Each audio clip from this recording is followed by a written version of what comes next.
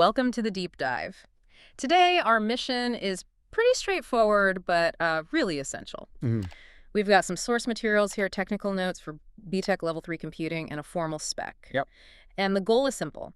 Give you a real insider's grasp of object-oriented programming, OOP. And it's absolutely crucial. OOP isn't just some academic idea floating around. Right. It's really the architecture under almost every complex bit of software from the last, 30 years? Definitely. So if you want to get beyond just basic scripting and really understand how big, scalable applications are built, think operating systems, games. Your favorite video game, yeah. Exactly. Then you absolutely have to understand this framework.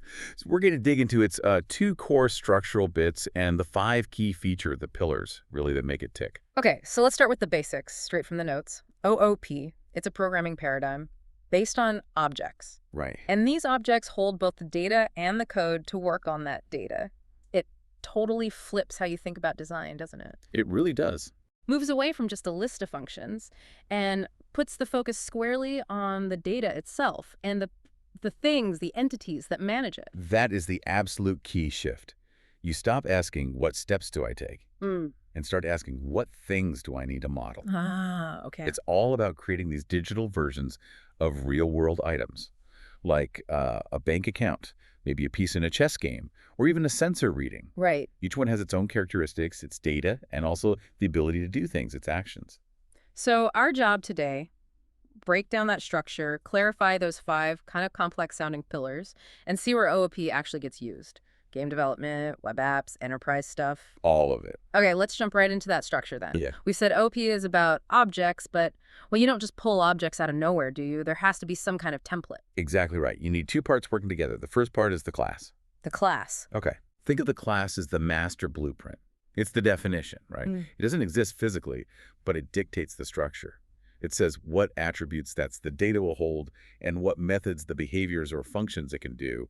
Any actual object made from it must have. So the class is the blueprint, the sort of abstract idea of car. Precisely. Then the second bit must be the object itself, or sometimes called the instance. That's it. The object or instance is the concrete thing you build from that blueprint. The actual car on the road. Exactly. Right. And here's the really critical difference to grasp.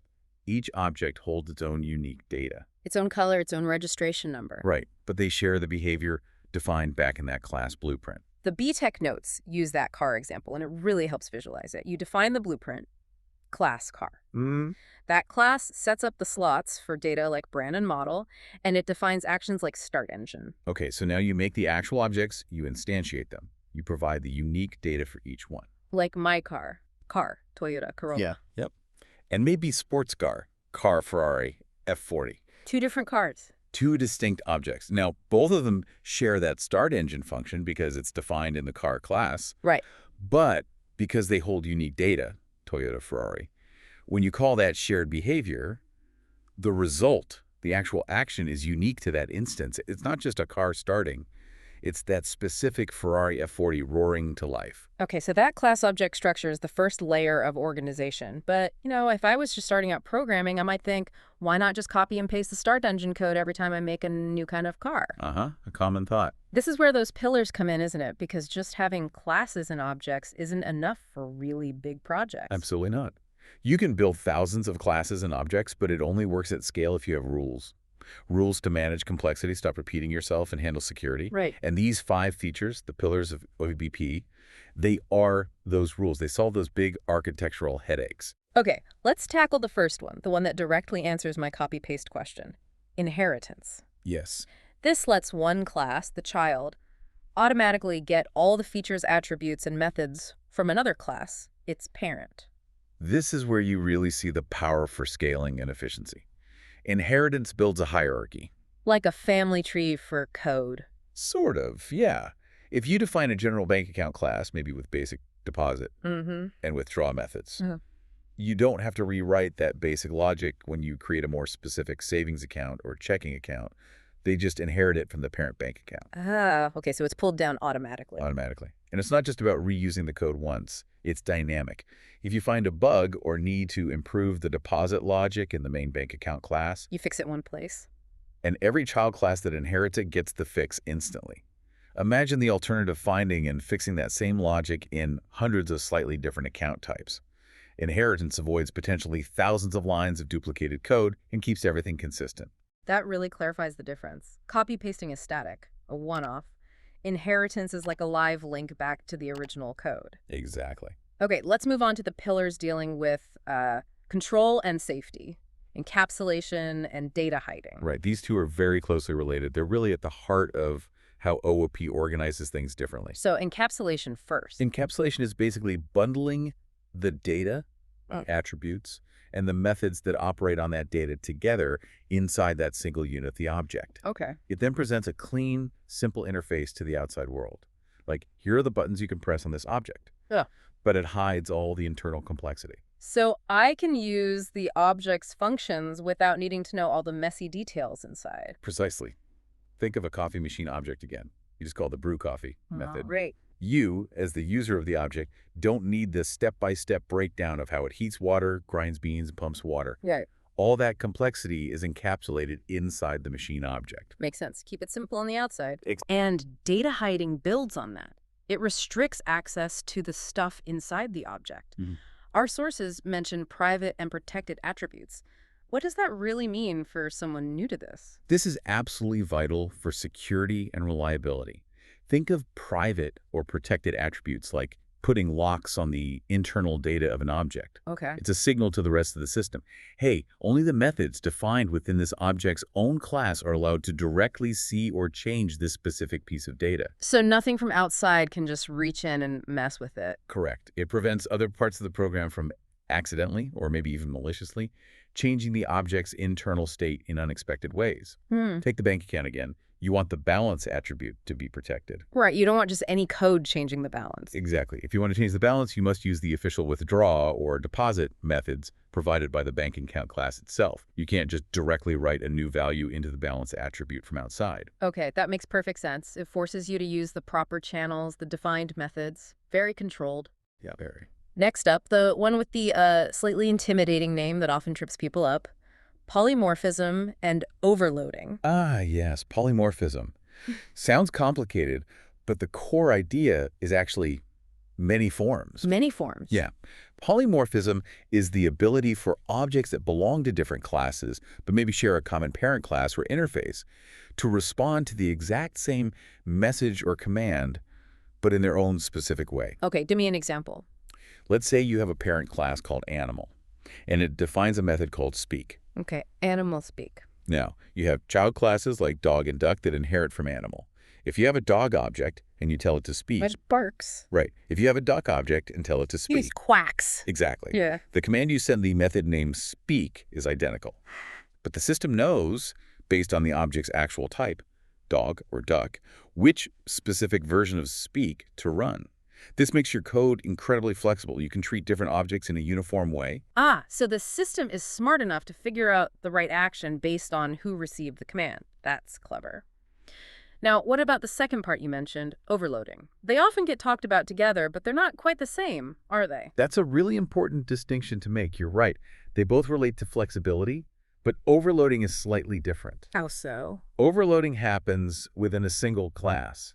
It's the ability to have multiple methods with the exact same name, but different implementations based on the parameters they receive, either the number of arguments or the type of arguments.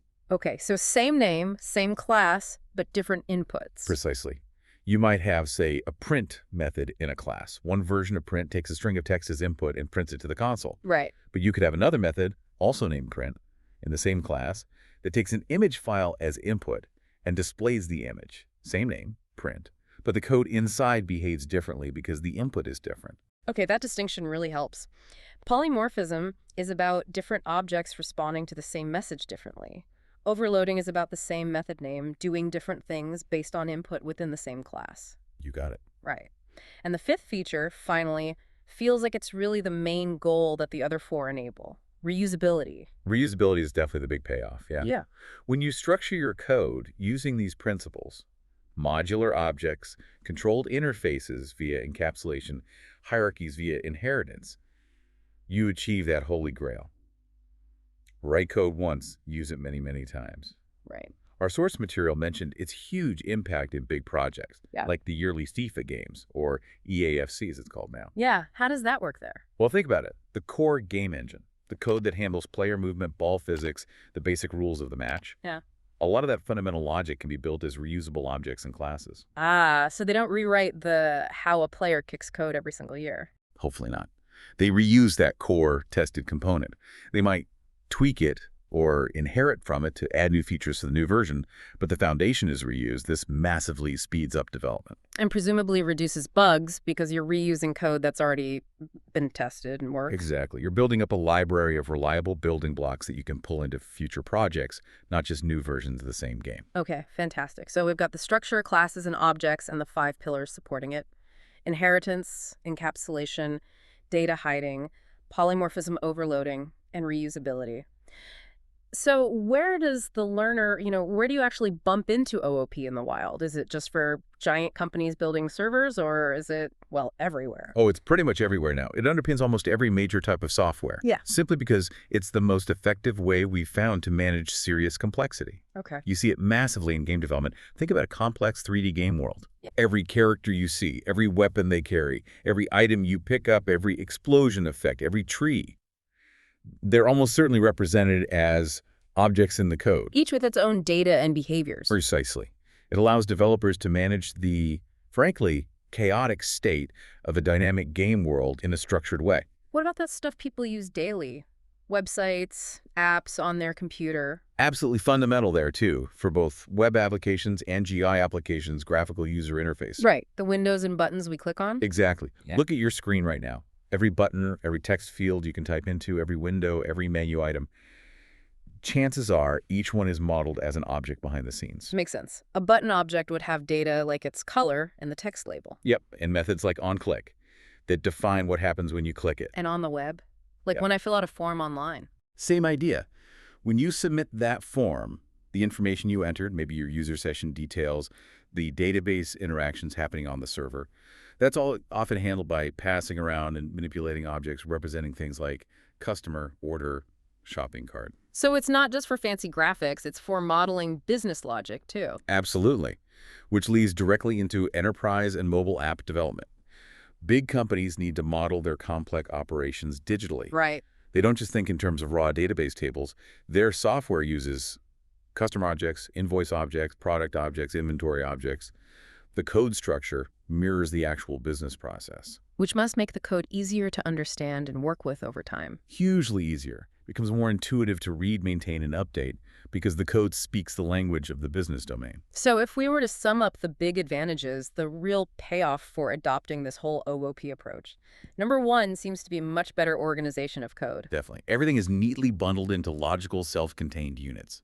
And that organization leads directly to easier maintenance and scalability. Right. Massive improvements there. If a bug pops up, you often know exactly which object or class is misbehaving. Need a new feature. Often you can add it by creating a new class that inherits from an existing one without messing with the stable working code. Plus, we talked about the security angle earlier. That comes directly from things like data hiding. Yep. Preventing accidental or unauthorized changes to crucial data. It's a built-in safety feature. And maybe the most sort of elegant benefit is that it allows for a really natural modeling of real-world entities. The software becomes a more direct reflection of the system it's actually managing. Well put. That really brings us full circle on the core ideas. Yeah. OOP shifts the focus to data and objects. It relies on that class object structure. The blueprint and the instance. Right. And it's all powered by those 5 key features: inheritance, encapsulation, polymorphism, data hiding, and reusability. These are the principles that let software grow complex without collapsing under its own weight, far beyond what older procedural styles could manage. That was a really thorough deep dive into the paradigm itself. Now, as we wrap up, we did notice in the BTEC source material, it very briefly mentioned that the next topic for students would be the disadvantages of OOP. Ah, right. Because listening to all the benefits we just laid out, organization, reuse, security, scalability, it almost sounds too good to be true, doesn't it? It does raise a question. So here's the final thought for you, the listener, to chew on as you start seeing OOP concepts out there. If this model provides so much power and solves so many problems, what could possibly be the downside? What kind of complexity, maybe performance overhead or design challenge, could possibly be significant enough to offset these massive advantages we've discussed? What might make a developer, in certain situations, actually look away from OOP towards simpler procedural or maybe functional approaches? That's a great question. What trade-offs are being made? Exactly. What's the hidden cost? That's something to keep in the back of your mind and maybe investigate next.